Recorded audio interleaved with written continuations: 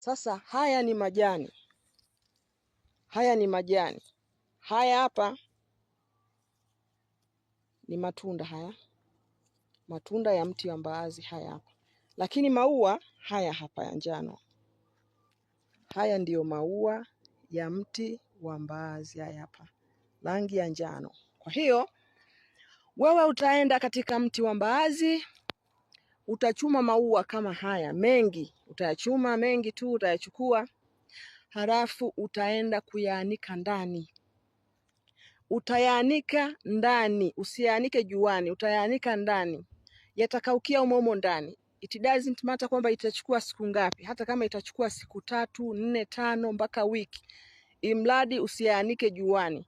Yakisha kauka, yani hata ukifanya hivi yatakuwa yanatoka kama unga hivi. Kwa hiyo utapikicha hivyo ama utatwanga paka uwe unga kabisa, unga laini. Baada ya kuwa umesaga hivyo, utachukua chumvi moja ya mawe, kidonge kimoja tu kama hivi. Kidonge kimoja tu cha chumvi, utakisaga na chenyewe kiwe unga, afu utachanganya na unga wa haya maua haya. Baada ya hapo, utaweka katika mafuta yako ya kupaka. Yoyote tu, kama unapaka mafuta ya nazi, kama unapaka mafuta ya mgando, kama una losheni, utachukua vidawa vyako kidogo, utatia katika yale mafuta yako kwa manuizi, kwamba nataka kila kitu ninachokifanya kwangu kiwe chepesi. Nikienda kuongea na mtu anielewe haraka. Nikifanya hivi, mpenzi wangu, yani unanuia.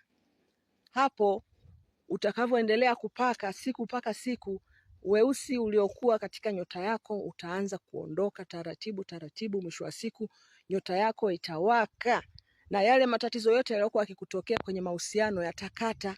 Sio nyota tu, bali hata uchawi ulioko katika mwili wako nao utakuwa unatoka.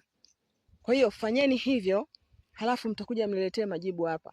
Haya maua unavyoyaona haya, usiyadharau haya. Hii ni dawa kubwa sana, ila siri hii wanayo wachache mno. Sasa mimi leo nakupa hii siri, utakuja kunishukuru baadaye. Fanya hiyo dawa. Acha kuhangaika na kutega sijui dawa. Usitumie dawa zile ambazo ni za kishirikina, ambazo mwisho wa siku unaingizwa katika maagano fulani bila wewe kujua. Unatega dawa, mpenzi wako anaruka, unamfanyia midawa, kumbe tayari anayefanya kazi hizo ni jini fulani umepewa. Sasa huyo jini baada ya kukamilisha kazi yako, anaanza sasa kukufuata.